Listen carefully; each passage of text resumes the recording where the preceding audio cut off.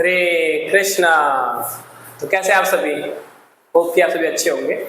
तो अभी हम 10th क्लास का एक चैप्टर लेने वाले हैं, that is what coordinate geometry, chapter number 7 coordinate geometry. अब ये जो कोऑर्डिनेट ज्योमेट्री ये है क्या और ये इसका यूज क्या है, पहले तो मैं ये समझना पड़ेगा। तो कोऑर्डिनेट ज्योमेट्री एक ऐसा मैथ की ब्रांच है, यू कैन से दैट, कि जहाँ जो कि बहुत इंपॉर्टेंट है, मतलब बहुत ही इंपॉर्टेंट है। ये वो ब्रांच है मैथ्स की जहाँ पर हम बस ऑब्जेक्ट की पोजीशन को बताते हैं। अगर हमें ये चैप्टर अच्छे से आता होगा, जैसे साइंटिस्ट की बात करता हूँ, साइंटिस्ट इसको कैसे यूज करते हैं। तो साइंटिस्ट को अगर मान के चलिए मून पे कुछ लैंड करानी है, सैटेलाइट लॉन्च कराना है, जैसे अभी मंगलयान गया था हमारा, तो मंगलयान को जब लॉन्च किया गया तो कैसे पता साइंटिस्टों को कि जो चंद्रमा है उसकी गति इस टाइम पर ये होगी, है ना, उसके साउथ पोल पे हमें लैंड करवाना है, अपने जो हमारा मिशन है मंगलयान उसको लैंड करवाना है, उसकी स्पीड क्या होनी चाहिए, उसकी पोजीशन क्या होगी, तो उसके लिए साइंटिस्ट को क्या चाहिए, कोऑर्डिनेट्स चाहिए होते हैं। क्या चाहिए होते हैं? कोऑर्डिनेट्स। यस। तो साइंटिस्टों को अगर किसी ग्रह पे कोई चीज लॉन्च करवानी है या कोई सैटेलाइट लॉन्च करना है अपने अर्थ के अराउंड, तो उन सब के लिए साइंटिस्ट को क्या चाहिए, कोऑर्डिनेट चाहिए। किसके कोऑर्डिनेट चाहिए? कोऑर्डिनेट मतलब एग्जैक्ट पोजीशन, कि उस टाइम पर वो ऑब्जेक्ट कहां पर होगा, ताकि हम अपने किसी ऑब्जेक्ट को वहां पर भेज सकें। ठीक है, तो इसके लिए हमें कोऑर्डिनेट की बहुत ज्यादा आवश्यकता होती है। एक एग्जांपल देता हूं मैं आपको, जैसे अभी बहुत सारे वेपन्स बन रहे हर कंट्रीज के पास है, तो जैसे एक मिसाइल नाम के एक वेपन्स होते हैं। तो अगर कोई कंट्री, एक कंट्री दूसरे कंट्री को कोई मिसाइल जब छोड़ती है, तो वो जो मिसाइल है उसी कंट्री पे ही गिरे, इसकी क्या गारंटी है? बीच में और दो देश हो सकते हैं, हो क्या पता, फिर अगर वहां गिर गई तो दूसरा देश तबाह। मारना था किसी देश ए को और गिर गया किसी देश बी पे जाकर, ओ भाई सभी लोग दिक्कत ही होगी। तो इसके लिए क्या करते हैं साइंटिस्ट, क्या करते हैं, जिस देश पर हमने मिसाइल गिरानी होती है उसके एग्जैक्ट कोऑर्डिनेट हमें चाहिए होते हैं, और वो कोऑर्डिनेट उस मिसाइल के अंदर फीड किए जाते हैं, और उसके अकॉर्डिंग वो मिसाइल अगर उसी परफेक्ट प्लेस पर जाके गिरती है। ऐसा तो हम देख पा रहे हैं कि कोऑर्डिनेट ज्योमेट्री जो है बहुत ही वाइड यूज है। इसके बिना साइंस तो चल ही नहीं सकती है, साइंस या कुछ भी चीज।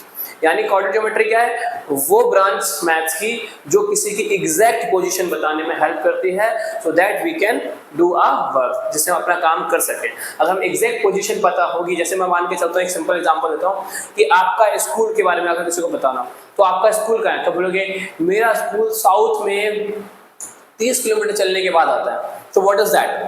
Coordinate. What is that? Coordinate. कि आपने बताया कि साउथ में जाना है, कितना चलना है, 30 किलोमीटर या 5 किलोमीटर या 10 किलोमीटर, जितना भी आपका स्कूल होगा, तो वहां जाना है। अच्छा बेटा, आपके डैड कहाँ काम करते हैं? मेरे डैड काम करते हैं नोएडा में, सेक्टर 31 में काम करते हैं। तो what is that? It is also coordinate. You are mentioning the position of the object, that object जो आप बताना जा रहे हैं, तो उसकी जो पोजीशन बताने के लिए जो भी आप डायरेक्शन का इस्तेमाल करते हो या दूरी का इस्तेमाल करते हो, all these are known as coordinate. All these are known as coordinate. समझ पा रहे हैं आप? तो इसलिए कोऑर्डिनेट की आवश्यकता बहुत ज्यादा है।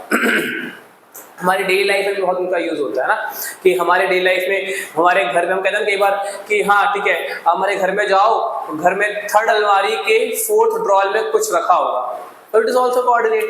You are mentioning the position. So whenever we need to specify the position of an object, we need coordinate. We need coordinate geometry. तो आज हम वही देखने वाले हैं, ठीक है। तो कोऑर्डिनेट ज्योमेट्री में हम क्या करते हैं, वस्तु की पोजीशन बताते हैं। क्या बताते हैं? वस्तु की पोजीशन। तो ये चैप्टर बहुत ही इंपॉर्टेंट है, 7 चैप्टर कोऑर्डिनेट ज्योमेट्री। तो कोऑर्डिनेट ज्योमेट्री में हम जब पोजीशन बताने की बात करेंगे, तो उसमें 3 तरह के ऑब्जेक्ट की हम बात करेंगे, 1 डायमेंशनल, 2 डायमेंशनल और 3 डायमेंशनल, ठीक है। तो जो कोऑर्डिनेट हम बता रहे होते हैं बेसिकली, जैसे मैं बात करता हूँ 1 डायमेंशन की, 1 डायमेंशन, तो मान 1 डायमेंशन का मतलब है कि कोई चीज जब सीधी रेखा में चलती है, जैसे मान के चलिए कि आप और आपका दोस्त रनिंग करते हैं, कह रहे हैं कि भैया देखते हैं उस दीवार को जल्दी छूकर आ सकता है। जब दोनों भागना स्टार्ट करते हैं तो हो सकता है कि आप या आपका दोस्त कोई आपसे आगे निकल जाए, या फिर आप अपने दोस्त से आगे निकल जाए। तो कितने आगे होंगे? 1 मीटर, 2 मीटर, 3 मीटर। तो आप अपने दोस्त के रेस्पेक्ट में ये बता रहे हैं कि मैं अपने दोस्त से 2 मीटर आगे हूँ, या 3 मीटर आगे हूँ, या 4 मीटर आगे हूँ। तो जहां पर एक कोऑर्डिनेट की आवश्यकता होती है किसी की पोजीशन बताने के लिए, उसको बोलते हैं 1 डायमेंशन। क्या बोलते हैं? 1 dimension. We need 1 coordinate to specify the position of an object. किसी ऑब्जेक्ट की पोजीशन बताने के लिए जब हम एक कोऑर्डिनेट का उपयोग करते हैं तो उसे हम क्या बोलते हैं, वन डायमेंशन। जैसे कोई व्यक्ति एक सीधी रेखा में चल रहा हो, लेट्स सपोज ये O है और ये A है, ये B है। तो कोई व्यक्ति जो A है वो 5 मीटर की दूरी पर है और कोई व्यक्ति B जो है वो 10 मीटर की दूरी पर है। तो हम बोलेंगे भैया कि A की पोजीशन क्या है, A की पोजीशन है 5 मीटर, ठीक है, O है, और B की पोजीशन क्या है, OB की पोजीशन है भैया 10 मीटर।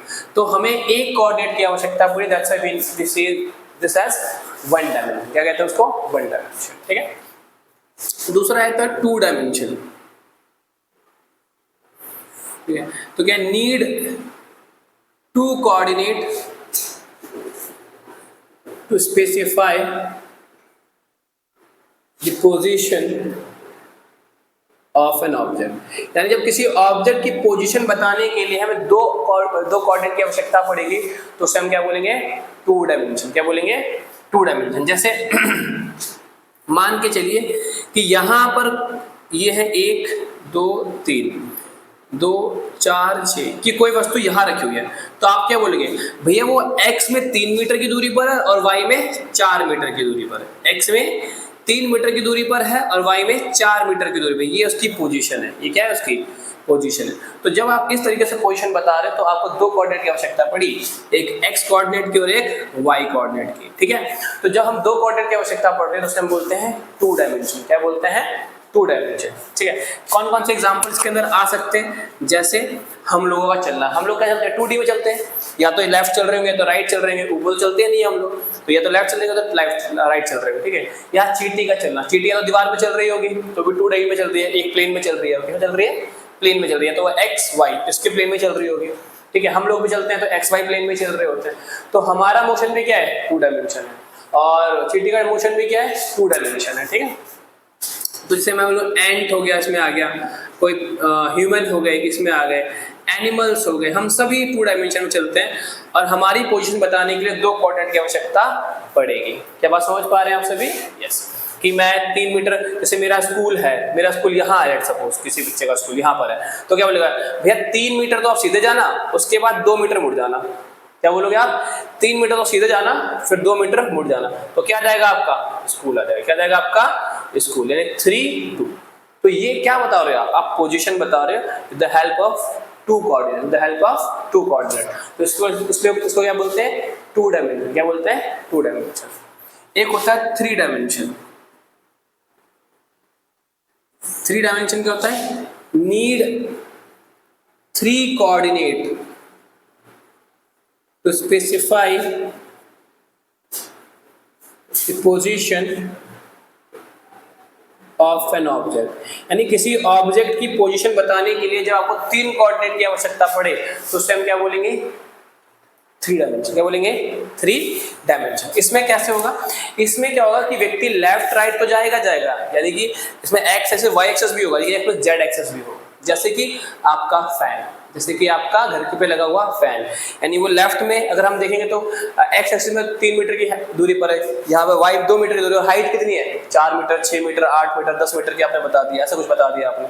तो इसमें आप क्या कर रहे हो, एक्स वाई भी बता रहे हो, साथ में एक जेड एक्सिस भी बता रहे हो, साथ में आप एक जेड एक्सिस में बता रहे हो, यानी कि जो भी चीज स्काई में फ्लो करती है वो 3 डायमेंशन कोऑर्डिनेट की आवश्यकता पड़ती है। क्या कहते हैं, चिड़िया का उड़ना, बर्ड्स का उड़ना, उसके पास एक्स एक्सिस भी है, वाई एक्सिस भी और एक हाइट भी है उसके पास, है ना। और कौन है बताइए एग्जांपल, एरोप्लेन। एरोप्लेन भी किसमें आएगा, 3D में आएगा, उसमें भी आपको हाइट एक्स एक्सिस बताना पड़ेगा, वाई एक्सिस बताना पड़ेगा और उसकी हाइट भी बतानी पड़ेगी।